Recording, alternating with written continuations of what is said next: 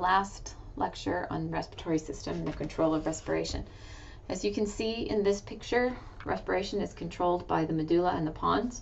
There are two structures within the medulla, the dorsal respiratory group and the ventral respiratory group, seen here, dorsal and ventral. You can see the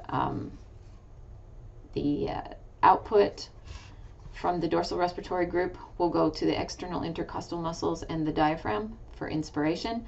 It will also send output to the ventral respiratory group, and the ventral respiratory group will send signals to the accessory respiratory muscles for forced inspiration and to the external or internal intercostal muscles for forced expiration. Then in the pons, you also have two respiratory groups. You have the apneustic center and the pneumotaxic center. So we'll take a look at the function of those. The dorsal respiratory group is the main group for normal rhythm generation for breathing. It's similar in function to the SA node of the heart, so signals coming in through the vagus nerve and the glossopharyngeal nerve and the central chemoreceptors will let the dorsal respiratory group know what the levels of CO2 are, thus stimulating its depolarization and the firing of the neurons to send signals to the inspiratory muscles. During normal cellular respiration, we will breathe about 12 to 15 times a minute because that's how much CO2 is made. And CO2 is the primary stimulus for breathing rate regardless of what we're doing, whether we're sleeping or just normally sitting or we're actively exercising. It's that rate of cellular respiration and the rate of CO2. And conversely, the rate of acid production or the drop in pH, that will also stimulate respiration. The second group within the medulla is the ventral respiratory group, which is active during forced ventilation, both inspiration and expiration. So signals from the DRG for forced inspiration and then expiration during stress and exercise.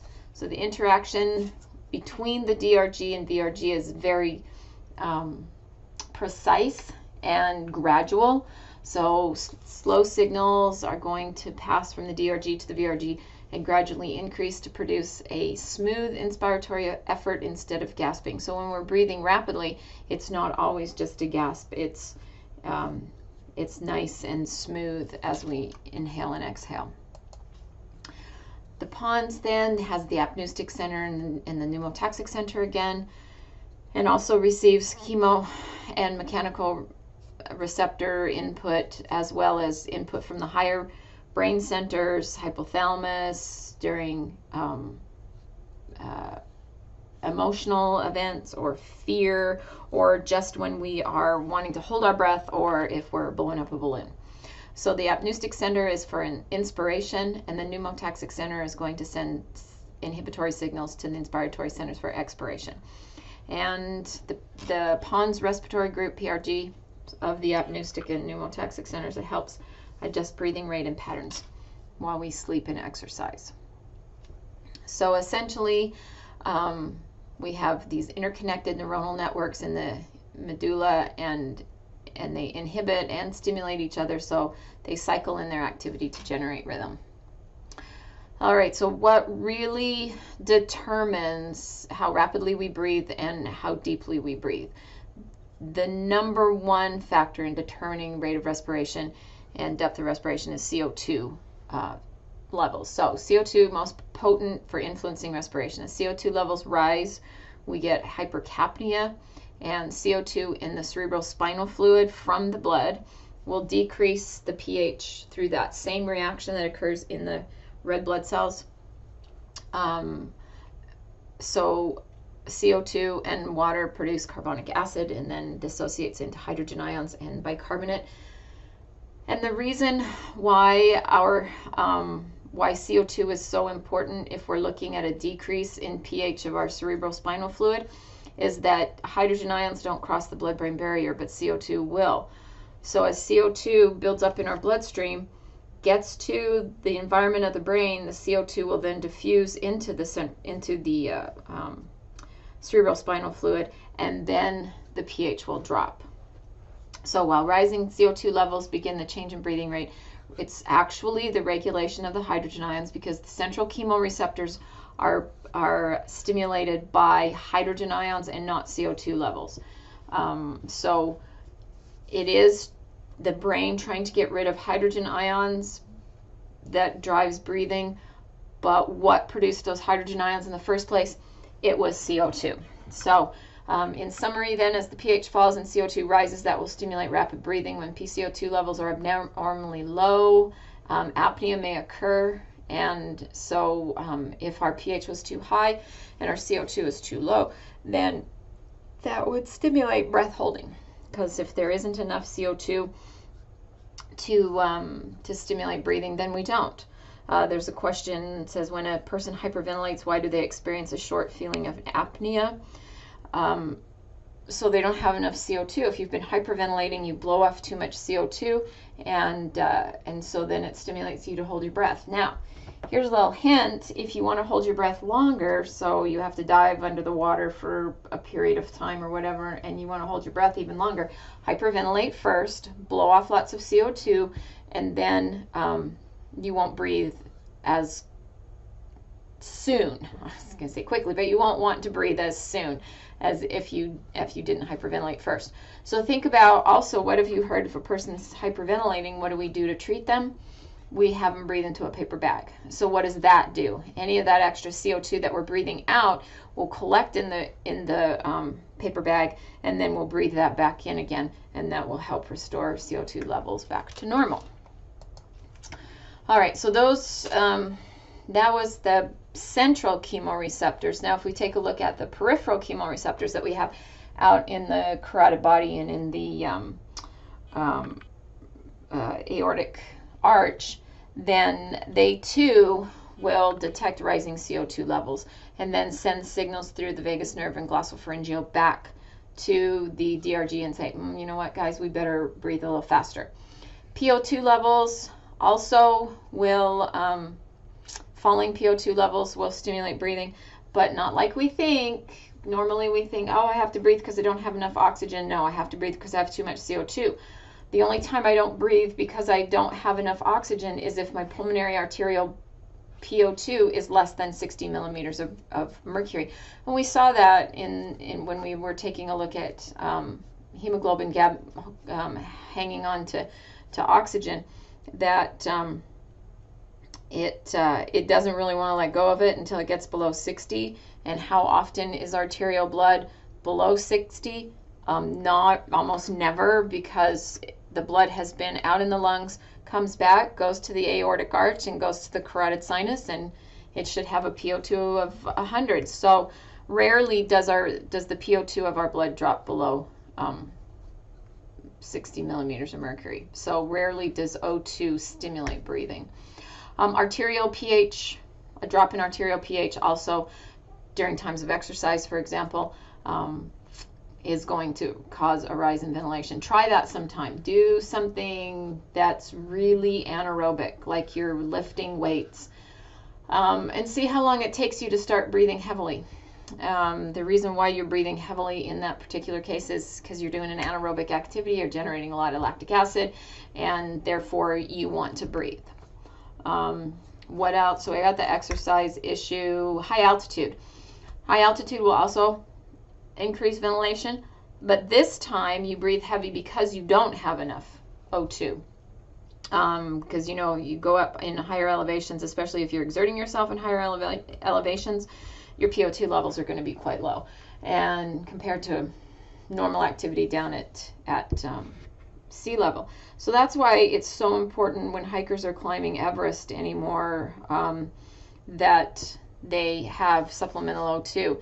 And the problem with Everest today is that too many people that are too inexperienced, that are not mountaineers, are trying to climb this mountain just because they have $50,000 and an outfitter says, I'll get you to the mountain, to the top of the mountain and back down again. So people are like, it's a holiday, it's an eco holiday. It's not because we've been climbing our whole life and we want to get to the top. many people that climb Everest today are not trained for those high elevations, and therefore suffer high altitude pulmonary edema and cerebral edema, and many suffer greatly. And even some experienced mountaineers will die on Everest. We've had a couple this year that have passed away that have challenged all of the highest peaks on the 7 continents.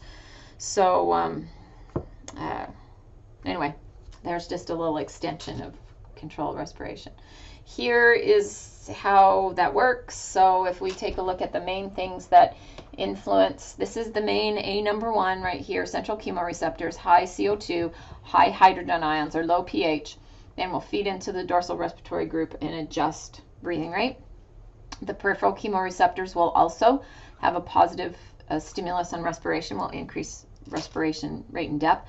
Receptors in muscles and joints, there's an idea that as we begin our exercise that there are signals that say, hey, look, we're starting to exercise, you better start breathing to get that oxygen down to us before we're just starving for it.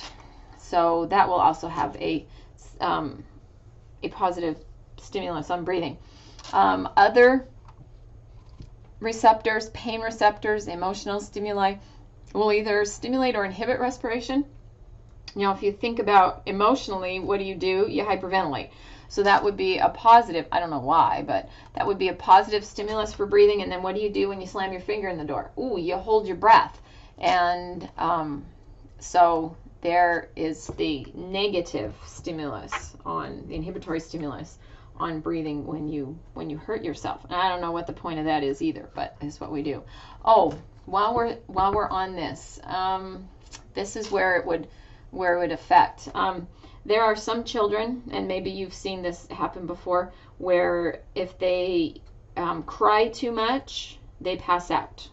Okay, so that's a hyperventilation, emotional hyperventilation. Okay, so they're upset about something, they're crying, they hyperventilate, and then because of that thing I just told you about having apnea after crying or an emotional state, that hyperventilating, that they will actually pass out because of apnea, and they'll regain consciousness again. It's rather disconcerting when it's happening at the moment, but it's not gonna hurt them. I mean, we don't want that to happen to them, but and that's something that does. It's just like you can, if you have a child that says, I'm going to hold my breath till I die, well, that's never going to happen. We cannot voluntarily hold our breath, because these receptors over here are going to say, you know what, you're doing something stupid and we need to breathe again, so we are going to knock you out. So our higher brain centers, even though our diaphragm is a skeletal muscle and therefore we have control over that, either to stimulate it or inhibit it, our brain has the final say. I mean, our medulla, our reticular formation, has the final say. So I don't like what's happening here, and so you, cerebral cortex, can stop what you're doing. Okay, then we have some other things that are going to inhibit respiration, which we'll look at in a minute, but I'll just show you while they're on this picture. We have irritant receptors, pulmonary irritant receptors in the bronchi and the trachea. So when we get stuff in there, dust, whatever, things that we don't want, those receptors will then stimulate us to sneeze or cough. And then our stretch receptors in the lungs, if we are voluntarily inspiring, we don't want to overinflate the lungs, and so we're going to get to a stretch point where our lungs say, no, that's enough, and we won't be able to inhale anymore. It'll be the stop point of inhalation, and that's called the Herring-Breuer reflex, and we'll take a look at that in just a second. So here's pulmonary irritant reflexes. Communicate with respiratory centers via the vagus nerve. So whatever is in there, we just help get that out.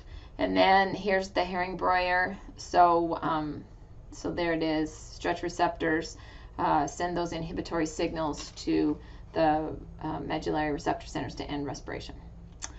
Okay, and then like I said, the hypothalamus can send signals that either increase or decrease breathing rate, and then we can consciously do that too. And then here is just what happens when arterial PCO2 is too high and what we're going to do to counteract that.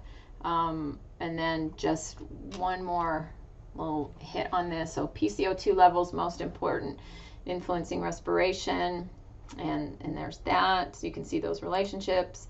And then, like I said before, you have to have a PO2 less than 60 before you will breathe because of low CO2 or low O2. And then here's just the signals, how they travel through the vagus nerve and the glossopharyngeal nerve.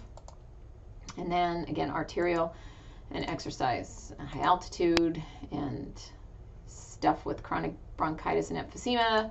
And there it is.